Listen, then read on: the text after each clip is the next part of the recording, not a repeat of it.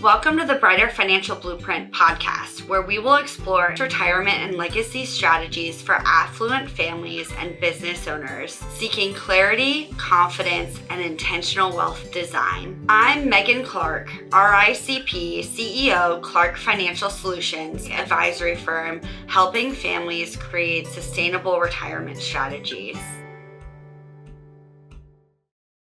Trusts are for everybody. There's this misconception around trust planning that it's only for the ultra wealthy, and that's just not true. Growing up, I always heard my dad say, you have a trust for two reasons. Number one, you don't trust somebody to do what you want with your estate, with your assets. Or number two, you care about the way money is spent if you're no longer here. And that's mostly true. The other reason for trust planning can involve avoiding probate. The idea that, if you don't plan, your heirs could be in a position where they're having to pay lots of money and court fees to make sure that the assets are actually dutifully theirs. So just keep in mind some of those high-level ideas as we go through the material today. Again, trusts can be for everybody. So there are different types of trusts. There are revocable or revocable, and then there's irrevocable or irrevocable. You can say them either way, I've been told, tomato, tomato. So let's talk a little bit about when you would use one over the other. Most families that we work with set up what's called a revocable living trust. And the idea is that they set up a trust document, and you honestly can think of it like a shell of a suitcase, okay? You think of it like a shell of a suitcase, and that trust document, the point of it is to say, hey, Johnny, when I pass away and you inherit this money, I want you to spend it this way. Or, hey, if I'm very ill and, I want Jane to be in charge of my medical decisions. That's called a medical directive. So a lot of times when we do a trust package with our attorneys that we work with, we'll be preparing a trust, a will, medical directives, and power of attorneys. So all of those documents put together really constitute what we call an estate plan. And an estate plan makes a lot of sense for a lot of reasons for many different people. If someone has children under the age of 18, it can make a lot of sense to have a trust.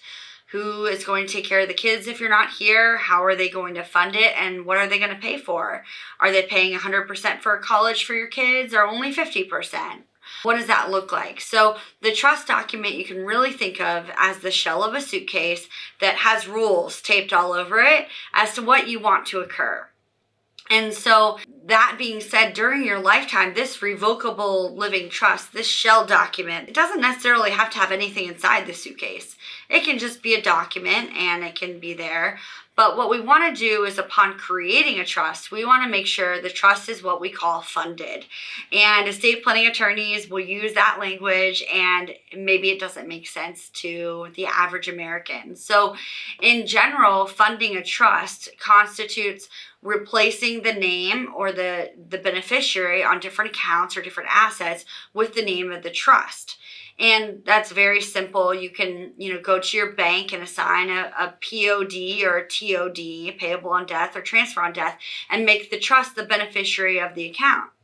And then that way, gosh forbid, when something happens to you, that account is going to be managed by whatever language set forth in the trust.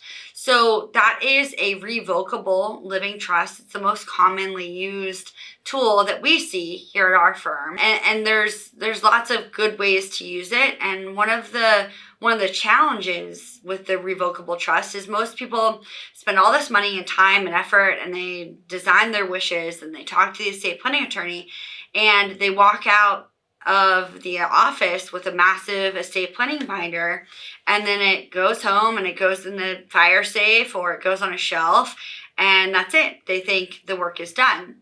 But if you don't then do the work to fund the trust, now the trust is not as effective. And so making sure that we change the title of cars to be owned in the trust. We can change the title of our home to be owned in the trust. Side note, if you change your home to be titled in the trust, you'll want to contact your property and casualty insurance company and make sure that the trust is listed as an additional insured on the policy. So make sure that your house is still insured. So there's lots of little tidbits of funding a trust that are very important to make sure that you're working with a professional. And as we walk through our Brighter Financial Blueprint with our clients, that's one service that we'll provide for them, is making sure that those fundings actually occur. So again, you can change the name to the title, or you can change the name to the beneficiary. One way that you can change the name on the beneficiary is, and one place that you would do that would be in your traditional IRA or Roth IRA accounts. Because you cannot actually change the title of those accounts, the ownership, you can then change the beneficiary. In addition to revocable living trusts, the other more commonly used trust in our sphere is the irrevocable or irrevocable trust. These can be great estate planning tools. We typically use them when a client is looking at having an estate tax issue. And this is where that misconception comes from, this idea that trust planning is only for the ultra wealthy. So estate tax issues occur when your total estate goes above a certain amount, which changes pretty much every year based on legislation. But the number is quite high, right? So that idea, that misconception comes from this space. The irrevocable trust is a tool that can be used in this scenario where we want to move money from the current estate to another vehicle with its own tax ID number. And we do that while we're alive. So we do that a lot of times where a revocable trust can actually get funded upon someone's demise. The irrevocable trust or irrevocable a lot of times gets funded during the lifetime. So a great example is something that my dad did for my grandparents, his parents. They lived in upstate New York.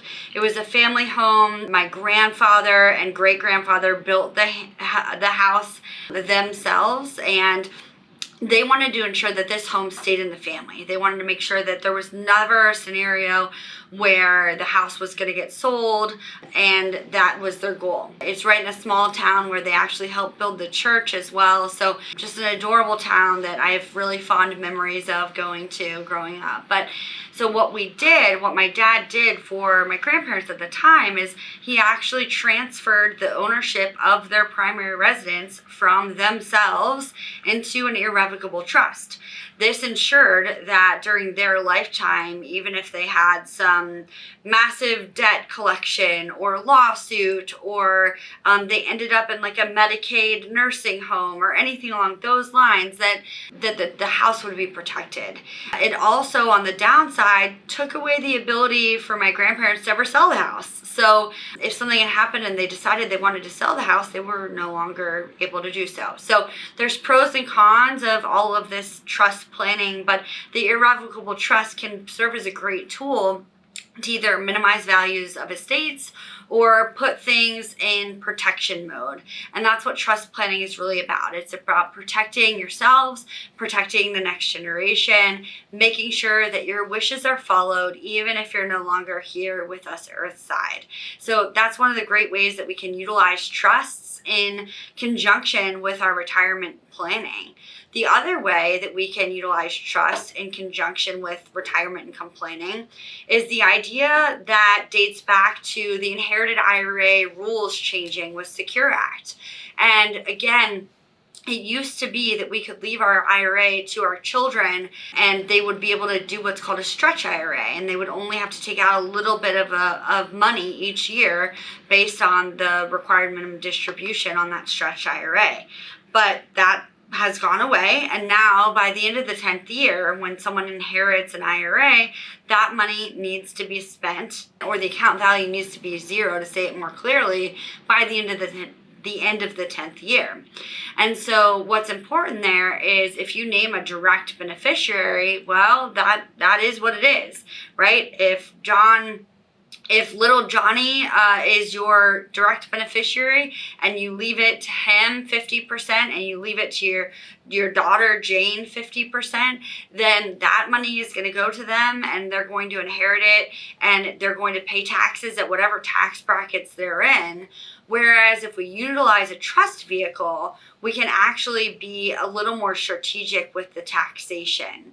And so one of the things that happens is that we can now engineer the income and not just improvise it, not just say, well, whenever I pass away, whatever John and Jane get is what it is, right? And whatever money they're making is what they'll pay taxes on. So that's really important to think about. When done properly, our clients experience stability, predictability, and tax efficiency in their lifetime and in the next with proper trust planning. So the last item I'll touch on here, just with this trust planning idea, is the idea that, probate court. What is that? Everyone says avoid probate. What does that even mean? And so I've explained what trusts are. I've explained how we fund them. Now, why do we do them, right? So probate is this process where if someone passes away intestate or without a will, then your beneficiaries have to go to your county courthouse and open up an estate. And that estate, one of the purposes of it is to make sure that the money is going the right places. But what happens to the heirs is that now they have to pay lots of different fees to the courthouse, in addition to most likely hiring an estate planning attorney to help them with the probate process, which can tie up money for decades. We've seen lots of things like that happen where there was, a client didn't take our advice and didn't enact a trust, a will, a medical directive, or power of attorney. And now the kids are at odds with each other, fighting over assets, etc. So one of the saddest parts about the lack of trust planning is the fact that grief does really weird things to people. And when you tie in grief and money and all of the emotions that come into play, that can be a really sticky situation. So one of the ways to avoid probate court is to make sure that you line out all of your wishes via a trust, will, medical directive, and power of attorney, so that your beneficiaries don't have to go through this court process and open up an estate and open up a state bank account and provide accounting to the court and everything that we've seen go awry. The other piece that is really impactful when we talk about trusts and wills and medical directives, a lot of our families have kids that are, on the brink of going into college. And that's an exciting venture, and we're super happy that they've, made that leap and they're committing to that education. But one of the things that a lot of families don't think about is that upon your child turning age 18, now they're an adult. You technically don't have any legal rights over them. So if they leave and they go off to college, and gosh forbid something happens to them, you get a call, hey, your son, daughter are in the hospital. Okay, great, what's going on? Oh, I'm sorry, we don't have a medical directive or power of attorney on file. We can't release the information to you because your child is over the age of 18. We've actually seen this happen, and it was a race against the clock to get to the hospital, and luckily it all turned out fine, no big deal, but it could have been a different situation. So really important thing for you families out there, as your kids are aging, it's an important piece to put in place for your underage children that are about to turn 18. So just food for thought, just something to think about and put in place. Again, if you do retitle your primary home into the name of a trust, you need to contact your property and casualty insurance company, your home insurance company, and add that trust as an additional insured on there. Fun fact, cars are typically the number one asset that are forgotten about when it comes to trust planning, which ends up being a bit of a headache going through the DMV and everything to get the title done properly. So that would be a wonderful asset to retitle into your revocable family trust. Stay tuned for our next episode where we will discuss designing retirement income.